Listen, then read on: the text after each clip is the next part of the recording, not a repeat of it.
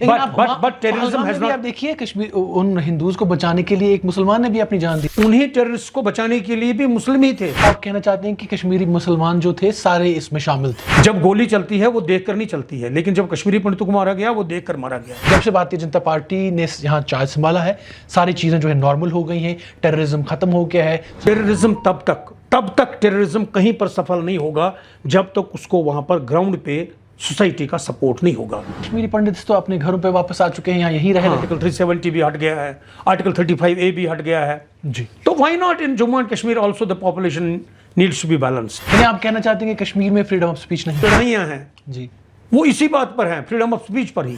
मीरवाइज को ले लीजिए, उन्होंने कई दफ़ा अपने खिताब में जब से वो रिहा हुए हैं उन्होंने कहा कि आप हमारी कम्युनिटी का एक बहुत अहम हिस्सा है। मैं दोष अगर किसी को मुझे देना है सबसे बड़ा मैं सरकार को दूंगा दोष।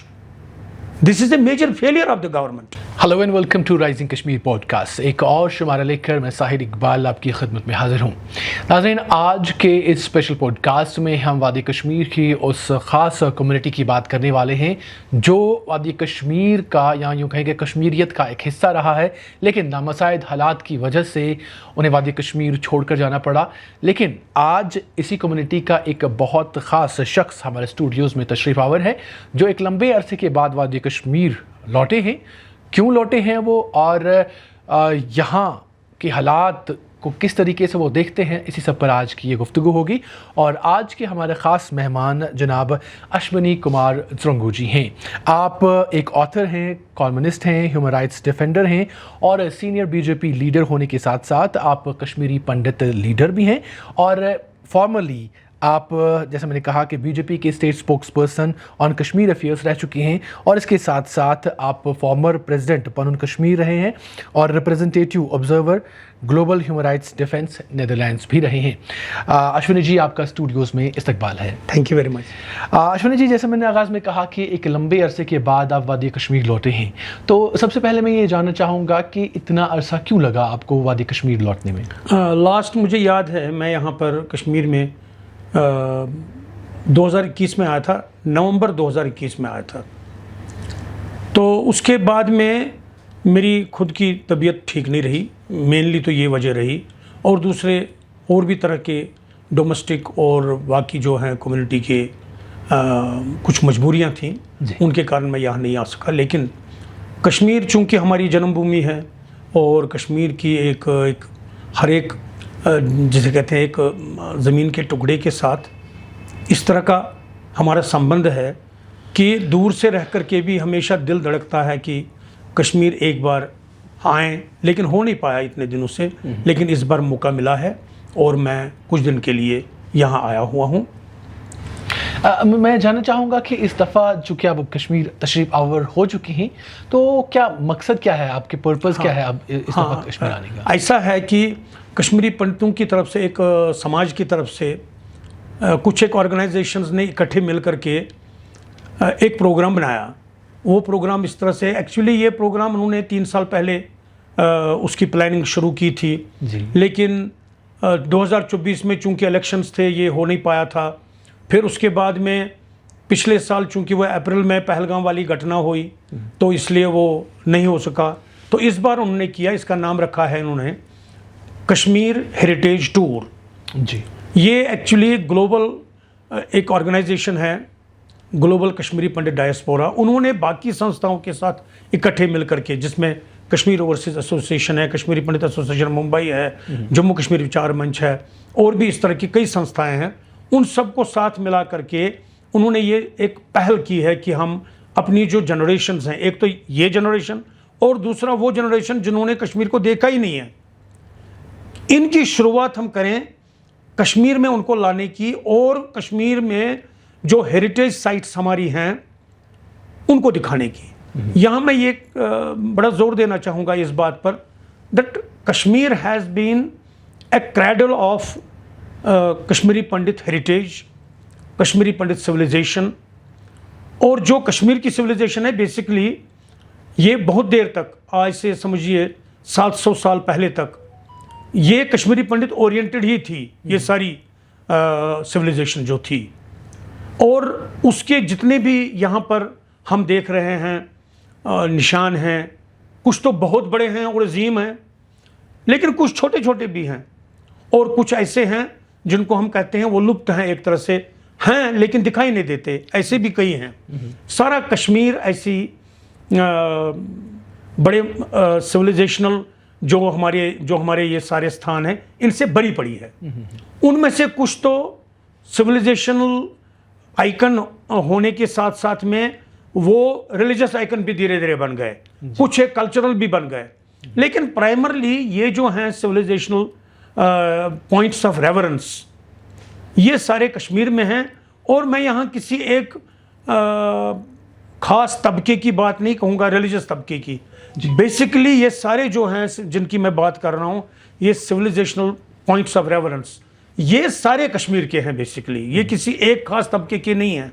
हाँ, बाद में क्या हुआ, धीरे धीरे करके चूंकि आस्था में परिवर्तन आ गया, फेथ में परिवर्तन आ गया, उस लिहाज से हो सकता है इसमें कहीं कुछ फर्क आ गया हो, otherwise they belong to all of us, we are basically one civilization. Exactly. Kashmir is a very important civilization that dates back to not less than 7,000 to 8,000, more than that. कई चीज़ों में हमें पता लगता है कि 10,000 साल पुरानी सिविलाइजेशन है कश्मीर की, और इंडिजिनस सिविलाइजेशन है। सबसे बड़ी बात यह है कश्मीर के बारे में, यह है it is an indigenous civilisation. Contemporary जितनी भी हमारी सिविलाइजेशंस बाकी थी उनके साथ साथ में, और कमाल की बात यह है कि कश्मीर का अपना एक कैलेंडर जो है वो अभी भी फंक्शनल है, और ये उसका 5,102 साल है, 5,102, उसका नाम है सप्तऋषि संवत। यानी हमारा कैलेंडर जो है वो 5,102 साल पुराना है। तो आप ये समझ सकते हैं कि ये जो सिविलाइजेशन है ये कितनी पुरानी होगी।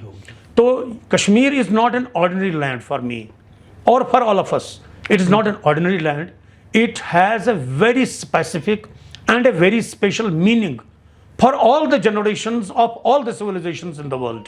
True. ऐसी जम्मू कश्मीर की सिविलाइजेशन है। यहाँ किसी चीज़ की कमी नहीं है, अगर कमी है तो वो सिर्फ एक ही है, वो है शांति। क्या? किस चीज़ की? वो है शांति। अच्छा, शांति। सिर्फ एक शांति की आवश्यकता इस कश्मीर को अब उसकी ज़रूरत है, otherwise you are having everything in Kashmir. अच्छा, जो हमें यहाँ पर मुयस्सर नहीं होता, जो हमें यहाँ पर दिखता है उसकी पॉसिबिलिटीज़ नहीं हो सकती है। दुनिया में हमें इकोनॉमिकली और पॉलिटिकली देखा है, परिवर्तन आते रहते हैं, चेंजेस आती रहती हैं। There is no reason why Kashmir can not have a change, it can have, but it needs so much of efforts, and for those efforts the basic issue that is needed is the peace. Exactly sir, हम peace के हवाले से भी बात करेंगे, लेकिन जो Kashmir heritage की जिसके हवाले से अभी आप बात कर रहे थे, मुझे बताइएगा ये किस तरीके से यहाँ की जो हेरिटेज है इसको रिवाइवल करने में मददगार साबित हो सकता है, और कश्मीर हेरिटेज टूर जो है इसका मेन मकसद क्या है? हाँ, एक तो इन सब जो हमारे साथ आएंगे अभी आए हुए हैं, अभी लगभग कोई 60 के करीब हैं, सारे भारत के अलग अलग प्रांतों से हैं, नंबर 1। नंबर 2 नॉर्थ अमेरिका से हैं, फिर यूरोप से हैं, कुछ एक सिंगापुर से भी हैं। तो ये जो है सारा, इनको उन जगहों पर ले जाना जो हेरिटेज पॉइंट्स हैं जी। एक तो वो जो कल्चरल पॉइंट्स हैं, जो आस्था के हमारे स्थान हैं, वहाँ पर उनको ले जाना, नंबर 1। नंबर 2, इस जो ये टूर है इसको इस तरह की धीरे धीरे शक्ल देना कि ये रेगुलर वो एक फीचर बन जाए। जी। अब वो सालाना हो सकता है, 6 महीने में एक बार हो सकता है, लेकिन इसको करना और फिर इसको बढ़ावा देना। अभी जब मान लीजिए 50-60 लोग आए हैं, अगले साल ये 100 होने चाहिए, फिर 200, फिर इससे ज़्यादा। इसका एक मकसद है, मकसद सबसे बड़ा ये है जो इससे पता लगता है that Kashmiri Pandit which is living in exile, there exile is a continuous process still. तो उसमें ये जो हेरिटेज टूर है ये एक वैक्यूम फिलअप करेगा। वो ये है कि जो कनेक्ट है, वो कनेक्ट जो है नई जनरेशन्स का, वो कश्मीर के साथ शुरू करेगा एक कनेक्ट जी। ये है इसका मेन जो है, रूट्स के साथ, हेरिटेज के साथ कनेक्शन, वो इसका मेन मकसद है। हाँ, इसके अलावा एक और मकसद भी है, वो जैसे 13 और 14, यानी अभी जो हेरिटेज टूर है वो 1 हफ्ते का रहा, 6 तारीख से शुरू हुआ, 6 जून से, आज वो समाप्त हो गया है। और कल से 2 दिन का एक कनक्लेव होगा SKICC डल झील के किनारे जो है श्रीनगर में, वहाँ पर होगा। और उसी दृष्टि से मुझे निमंत्रण दिया गया है, उन्होंने मुझे निमंत्रण दिया है। मैं उसी दृष्टि से आया हूँ कि उस 2 दिन के कॉन्वेंशन को, उस कॉन्क्लेव को अटेंड करें, जिसमें अलग अलग तरह के लोग आएंगे, with in the community, outside the community, from the government circle, from intellectuals, from political circles, even from bureaucracy, past bureaucracy आएंगे। वहाँ पर बातचीत होगी, एक दूसरे को जानने की कोशिश करेंगे, अपनी बात को वहाँ पर रखा जाएगा। ये भी उसका एक बहुत बड़ा that's a part of it, Right. and that is an objective of it, to give a message Right. that Kashmiri Pandits have not lost Kashmir. Exactly. सबसे बड़ी बात यह है कि हमने मन में कश्मीर के लिए जो जगह आज से 50 साल पहले थी, वो अभी भी हमारे मन में है, दर्द, लेकिन उसमें है अब जो है उसमें दर्द आ गया है। और उस दर्द, उस पीड़ा को कम करने के लिए ये हेरिटेज टूर का जो प्रोग्राम है, ये एक बहुत बड़ा मील का पत्थर साबित होगा। सर, मैं इस हवाले से ये भी जानना चाहता हूँ, जब वादी कश्मीर की हम बात करते हैं तो हम कहते हैं कि ये पीरों फकीरों, साधु संतों या ऋषि मुनियों की सरजमीन है। तो यहाँ पर जो हेरिटेज रही है, कल्चर रहा है, वो काफ़ी डाइवर्स रहा है। तो ये जो हेरिटेज, कश्मीर हेरिटेज टूर हो रहा है, तो इसमें जितने भी लोग बाहर से आ रहे हैं, क्या उनको सिर्फ पंडित हेरिटेज साइट से दिखाई जा रही हैं या ओवरऑल जो कश्मीर का हेरिटेज है? एट दिस स्टेज हम मानते हैं कि historical sites, civilisational points of reference और जो उनकी आस्था से जुड़ा हुआ मतलब जो उनके रिलीजन से जुड़ा हुआ रिलीजियस प्लेसेस हैं, वहाँ पर उनको ले जाएंगे। उसके आगे क्या होगा ये समय तय करेगा। ये अभी हमने इस बारे में इतना सोचा है कि उनको उनके रूट्स के साथ पहले मुलाकात उनकी करवाई जाए। और दूसरी बात यहाँ पर मैं वो भी कहना चाहूँगा, वो ये है कश्मीरी पंडित के नज़रिए से कि कश्मीर जो है वो उसकी जन्मभूमि है। आखिर तो कोई एक तरीका होना चाहिए कि कश्मीर में कश्मीरी पंडित यहाँ पर बस सके। उसके लिए कई तरीके बताए गए हैं आज तक के जी। एक सबसे बड़ा तरीका ये बताया गया है जिसके लिए कश्मीरी पंडितों ने आज से लगभग 35 साल पहले एक बहुत बड़ा कॉन्वेंशन किया था, मार्गदर्शन उसका नाम था।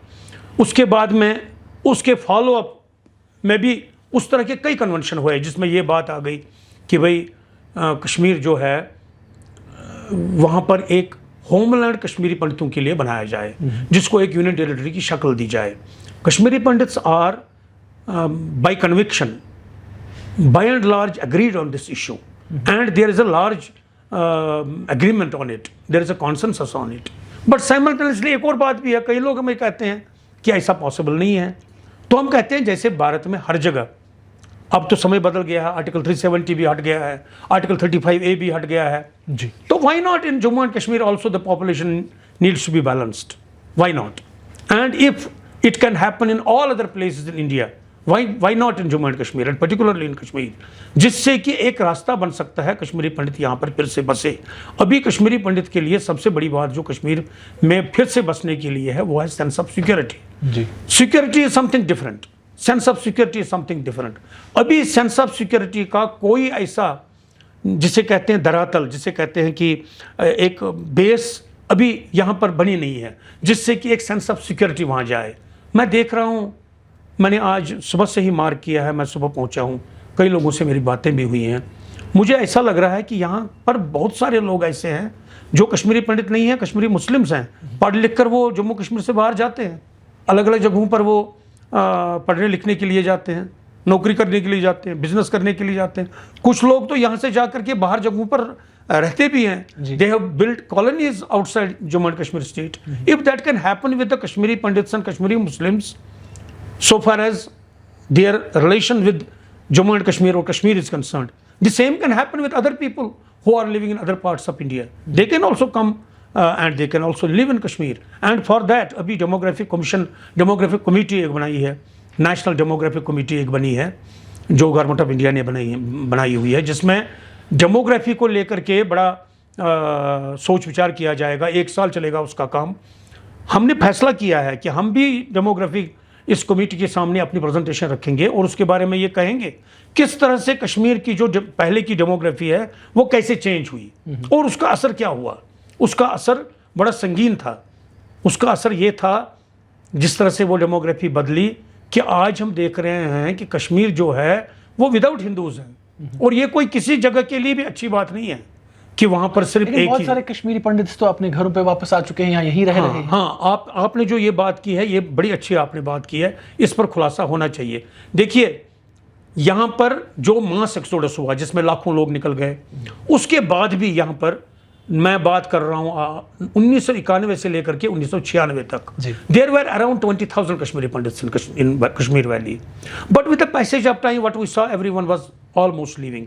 तो बाद में नॉट ओनली कश्मीरी पंडित्स, उसके साथ में कुछ और खत्री हिंदू, राजपूत हिंदू, ब्राह्मण हिंदू, ऐसे भी लोग भी थे। ये परिवार आते थे कोई 850 के करीब ओनली। मैं उन परिवारों में घूमा हूँ, मैं गया हूँ, अलग अलग देहातों में गया हूँ, उनसे मिला हूँ। ये केवल 800 परिवार थे, यानी कुल मिलाकर के ये 3000 के करीब ज़्यादा से ज़्यादा पॉपुलेशन हो जाती है। लेकिन इसके बाद में एक और बात हुई, वो हुआ प्रधानमंत्री पैकेज। प्रधानमंत्री पैकेज को लेकर के जो लोग यहाँ पर आए और जिन्होंने यहाँ पर नौकरियां की, जो अभी भी कर रहे हैं, for all practical purposes they have not become a part of Kashmir in its true sense. सबसे पहले जो उनकी नौकरी है उसका कोई पेंशन नहीं है। नंबर 2, जो उनकी नौकरी है उनमें रेगुलर जो प्रमोशंस हैं वो नहीं है, ट्रांसफरेबल जॉब भी नहीं है जो मुझसे कश्मीर से बाहर जा सके। और उसके अलावा जिन क्वार्टर्स में वो रहते हैं they are not in their name. यानी ये जो सोच करके कहा गया था कि ये एक एक्सपेरिमेंट है, so far as rehabilitation of Kashmiri Pandits is concerned, it has failed in that. It has this whole experiment has failed. उनने ऐसा किया नहीं है। उसके बाद में क्या होता है, जैसे गर्मियाँ आती हैं, बड़े दिन आते हैं, त्योहार आते हैं, उस समय कश्मीर के लोग यहाँ आते हैं, बट दे कम यहाँ पर नौकरी करने के लिए आते हैं, नंबर 1। कुछ एक यात्रा करने के लिए आते हैं, या कुछ एक टूरिज्म के लिए आते हैं। That is not returning back and living in Kashmir. Resettlement of Kashmir means a different thing, जहां आपको हेरिटेज टूर करने की जरूरत नहीं पड़े। ट्रू। लेकिन जो आप कह रहे थे कि प्रपोज हुआ था कॉलोनीज, अलग कॉलोनीज, तो आप उसके हक में हैं कि कश्मीरी पंडितों को अलग कॉलोनीज मिलनी चाहिए? मैं कॉलोनीज की बात नहीं करूंगा, मैं बात कहूंगा कि एक होमलैंड ऐसा बने जहां पर वो अपने आप को खुद सिक्योरिटी दे। मैं जब सिक्योरिटी की बात करता हूं, मैं एक्चुअल सिक्योरिटी जो है उसको, सेंस ऑफ सिक्योरिटी को एक्चुअल सिक्योरिटी मानता हूं। जी देखिए, सिक्योरिटी आप बंदूक लेकर के कितनी देर एक ही व्यक्ति के साथ खड़े रहेंगे? Is it possible? लेकिन जब एक सेंस ऑफ सिक्योरिटी कहां होती है? सेंस ऑफ सिक्योरिटी वहां होती है, आप घर में भी देखिए, जहां आपको ऐसा लगता है मेरे अपने दाएं बाएं हैं। जहां भी आपको ऐसा लगता है कि मेरे अपने दाएं बाएं हैं, वहां आपको सेंस ऑफ सिक्योरिटी डेवलप होती है। ये एक अलग बात है, फिर उसमें पॉलिटिकल निज़ाम क्या होना चाहिए, एडमिनिस्ट्रेटिव निज़ाम होना क्या चाहिए, वो बाद की बातें हैं। लेकिन पहली बात ये है कि जब तक ये सेंस ऑफ सिक्योरिटी निर्माण नहीं होगी, and then Kashmiri Pandits have a right on the land of Kashmir. Why not? when they are asking for a homeland, they are not basically asking for a moon, they are asking for their rights. So they demand a separate homeland? Absolutely. इससे पहले जब यहाँ से कश्मीरी पंडित गए थे, वो तो separate नहीं रहते थे? नहीं रहते थे, उस समय सिचुएशन अलग थी। देखिए, मुझे कोई कहता है, ये बड़ा एक प्रैक्टिकल सा एक इशू है, और इसको शायद सबने अंडरस्टैंड करना पड़ेगा। कश्मीरी पंडितों ने वापस आकर के, बड़े लोग उसे सुना होगा, अपने अपने घरों में रहना चाहिए, but the fact of the matter is कि उनके घरों पे किसी का कब्जा है, और वो कब्जा उन्होंने छोड़ा नहीं है। लीगली और इलीगली जो लोग वहां पर रहते हैं, अगर हमने उनको निकालना शुरू कर दिया, ये 2 लाख लोगों की डिस्प्लेसमेंट होगी जी। इन 2 लाख लोगों की डिस्प्लेसमेंट कौन करेगा? कौन उसके लिए तैयार होगा? और ये कब होगा? क्योंकि उनके घरों पर 90% लोगों के घरों को या तो जलाया गया, नहीं तो उन पर कब्जे हैं। अब उनको कौन छुड़वाएगा? हम जब ये कहते हैं कि एक सेपरेट होमलैंड होनी चाहिए, उसका ये मतलब नहीं we have nothing to do with the other part of Kashmir, that is equally a state जिस तरह से बाकी स्टेट्स होंगी।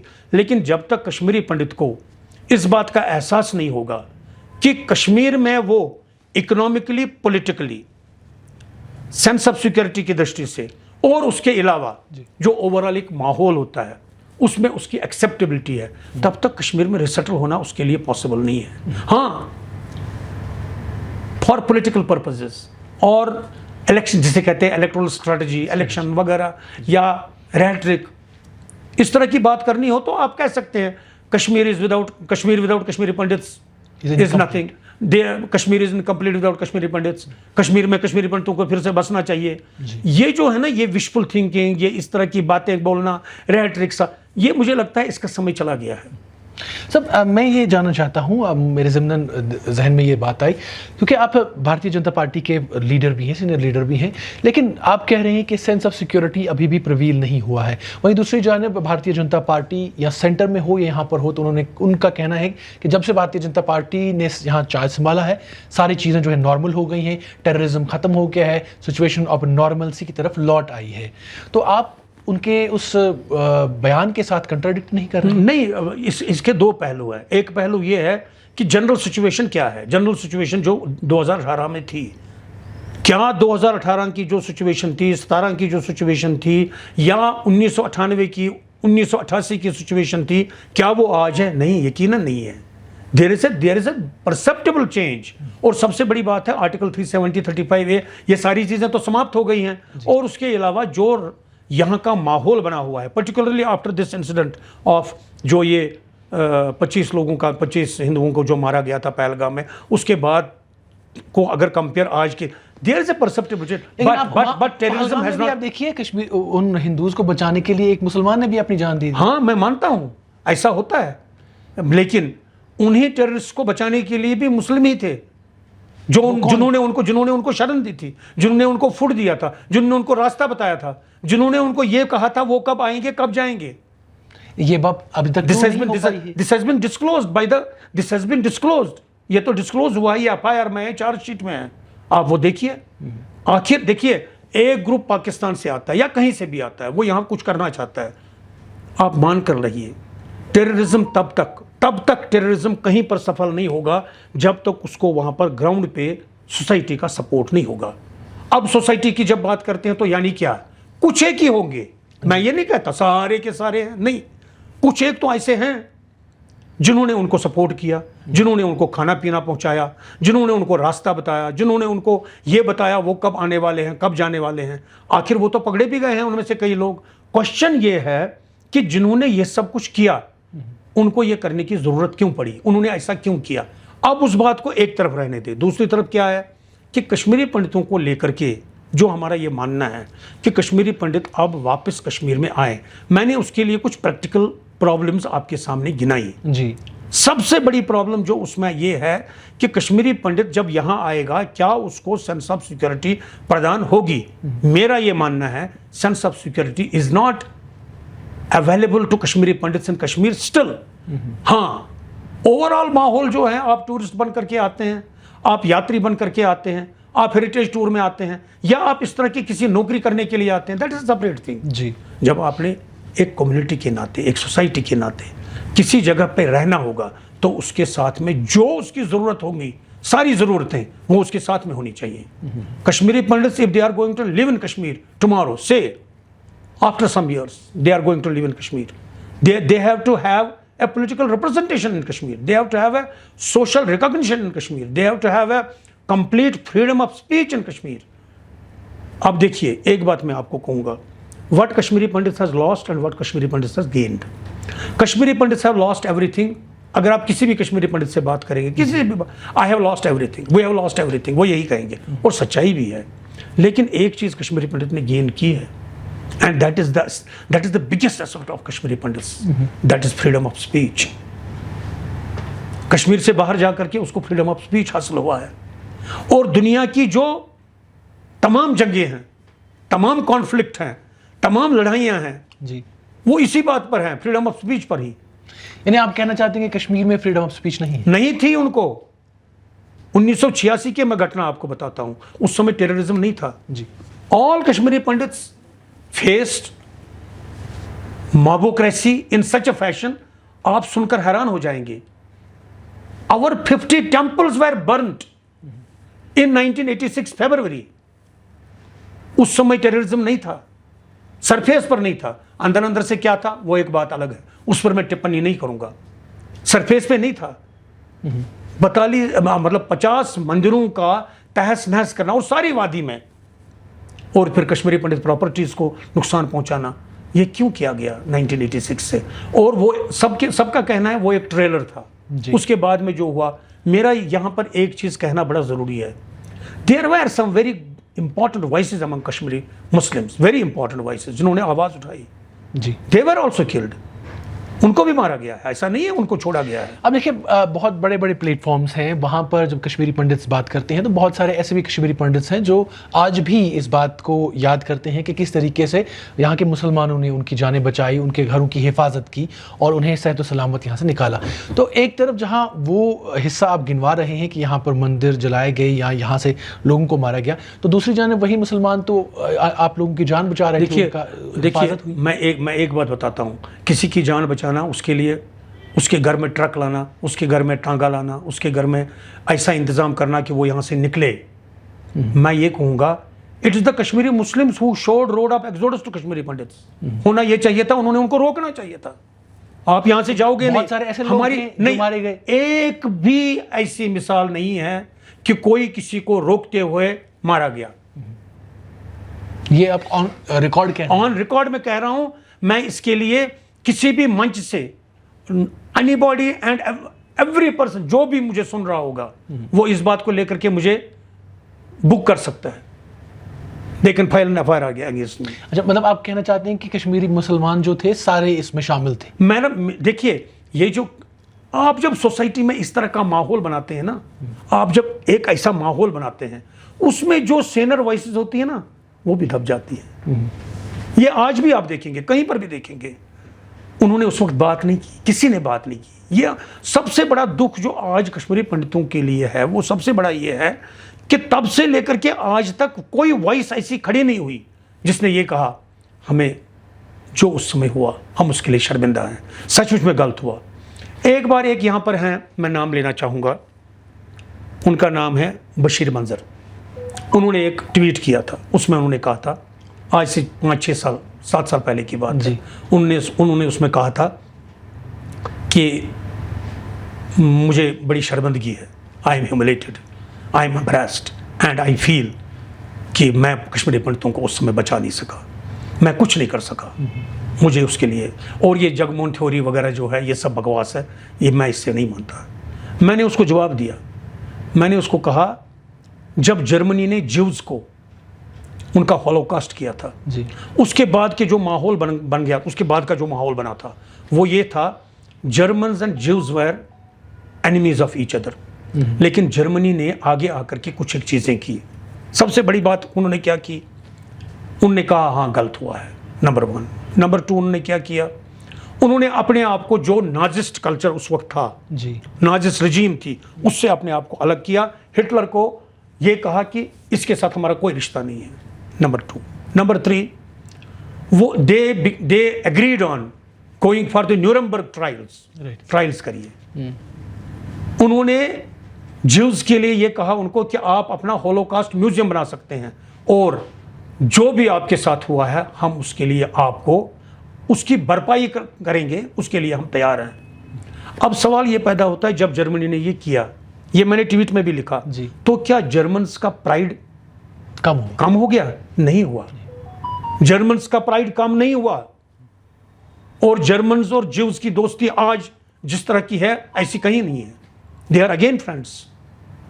देखिए, गलती किसी से भी हो सकती है, जो उस समय का माहौल था मुझे अंदाजा है, आई लिव्ड इन दैट। मेरे सामने, मैं संतराम सोहल है, यहाँ पर दुकान था, अब पता नहीं है कि नहीं है, लाल चौक के पास, मैं वहाँ खड़ा था, मेरे से कोई, मुझे लगता है शायद 200 मीटर दूर, ज़्यादा से ज़्यादा बॉम्ब फट गया, वहाँ पर एक्सप्लोजन हो गया, बहुत ज़बरदस्त एक्सप्लोजन हो गया। I could have been also one of them, मैं भी कोई, मुझे लगता है 6 लोग मरे थे उस समय जी। और कमाल की बात यह है, जो उस समय मरे थे उसमें से मेजॉरिटी मुस्लिम्स की थी। जब गोली चलती है वो देखकर नहीं चलती है, लेकिन जब कश्मीरी पंडितों को मारा गया वो देखकर मारा गया। ये मुश्किल है कि जब कश्मीरी पंडित यहाँ पर चुन चुन कर मारा गया, उनका रेप हुआ, उनके मंदिरों को जलाया गया, उनके घरों को 30,000 उनके निवास स्थान, उनके घर जलाए गए, कोई मामूली बात है?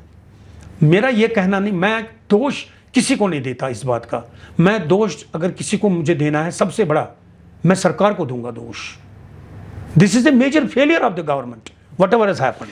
मुझे बताएं, आज तो आप भारतीय जनता पार्टी में हैं, आज इसकी इन्वेस्टिगेशन क्यों नहीं होती? जो लोग इसमें मुलव्वस थे उनको फिर गिरदार तक क्यों नहीं पहुंचाया जाता? मुझे लगता है धीरे धीरे करके ये हो रहा है। हमने जो बात कही है that Kashmiri Pandits are the victims of genocide, Kashmiri Pandits are the victims of organised crime, and Kashmiri Pandits are the victims of even selective killings, and for that there should be a commission. कुछ लोगों का ऐसा मानना है, लेकिन मेरा मानना है there should be a special crimes tribunal. Commission की बात छोड़िए, कोर्ट की बात छोड़िए, जो वहीं पर ये फैसला दे जी, अगर किसी ने कोई गलत किया है। अभी यासीन मलिक, अभी ये सारे जितने भी लोग हैं, ट्रायल चली है, उनको वो क्या कहते हैं कि जो नतीजे थे कॉन्स्टिट्यूशनली लीगली जो है वो भुगत रहे हैं। ऐसे ही कई लोग और होंगे।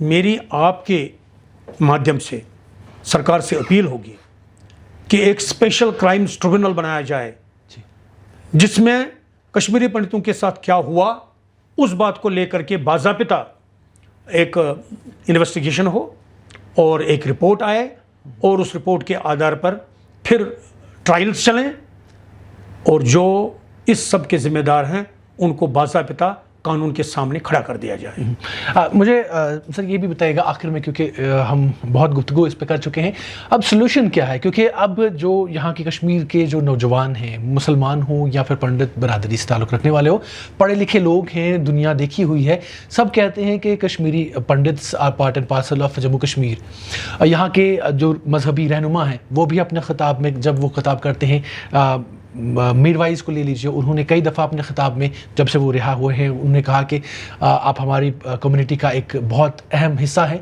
और आपकी जो वापसी है उसके लिए हमें इक़दाम उठाने पड़ेंगे। उसके साथ साथ पॉलिटिकल जो यहाँ पर सारा सिस्टम चल रहा है, जितने भी पॉलिटिकल पार्टीज़ हैं वो भी बार बार इसी बात को दोहरा रही हैं। तो आपके नज़दीक इसका क्या सलूशन है? किस तरीके से कश्मीरी पंडित? देखिए, मैंने आपको वो रास्ते बताए, मैंने पहले भी बताया कश्मीरी पंडितों को कश्मीर में बसने का कौन सा तरीका है। उसके अलावा बड़ा इंपॉर्टेंट एक इशू है, मैं शुरुआत कहाँ से की जा सकती है? Peace should be a permanent issue in Kashmir, और कश्मीर के समाज में जो इस समय का समाज है, डीरेडिकलाइजेशन की ज़रूरत है। डीरेडिकलाइजेशन जब तक कश्मीर में नहीं होगी तब तक ये मामला आगे नहीं बढ़ेगा। कश्मीर में जिस तरह की शांति हम देख रहे हैं, क्या ये शांति नीचे तक चली गई है कि नहीं, ये सोचना यहाँ के समाज का काम है। मैं मानता हूँ the society living in Kashmir has more responsibilities than the people who are living outside Kashmir. एक बात की आज मुझे बड़ी चिंता हुई, मैंने कई लोगों से बात की, जितने भी पढ़े लिखे लोग हैं कश्मीर में, नौजवान मैं कह रहा हूँ, दे आर लिविंग कश्मीर। ये कोई मतलब मुझे नहीं लगता ठीक बात है। मैंने कई लोगों से सुबह से बात की, मैं बड़ा हैरान हूँ, सबके बच्चे निकल रहे हैं यहाँ से। फिर कश्मीर हमने किसको देना है आखिर? यानी सरकार ने, समाज ने, और उसके अलावा जो इंटेलेक्चुअल सिविल सोसाइटी वगैरह, इन्होंने बैठ करके इस बात पर सोचना होगा कि आखिर हमने पिछले 40 साल में क्या खोया, क्या पाया। यहाँ से शुरुआत होनी चाहिए। अश्विनी जी, आप हमारे स्टूडियोज़ आए, अपना कीमती वक्त हमें दिया, आपका बहुत बहुत शुक्रिया। बहुत बहुत धन्यवाद आपका। नाज़रीन, बात कर रहे थे अश्विनी कुमार तिरंगू जी, जो कि कश्मीरी पंडित लीडर हैं और उसके साथ साथ भारतीय जनता पार्टी के ये सीनियर लीडर भी हैं। और आज एक लंबे अरसे के बाद वादी कश्मीर इनका दोबारा से आना हुआ, तो हमने सोचा कि इनके साथ कुछ गुफ्तगू की जाए और किस तरीके से कश्मीरी पंडित बरादरी का दोबारा से वादी कश्मीर लौटना हो, उस पर ये क्या ख्यालात रखते हैं। और जो इन्होंने बातें की हैं वो आपने सुनी। उम्मीद करते हैं कि आज की ये गुफ्तगू जो है वो आपको पसंद आएगी। इस हवाले से अपने तासुरात हमें ज़रूर दीजिएगा। आज के इस पॉडकास्ट में इतना ही। दीजिए मुझे और मेरी कैमरा टीम, जिसमें यासिर रथ भी शामिल हैं, को इजाज़त। देखते रहिए राइजिंग कश्मीर।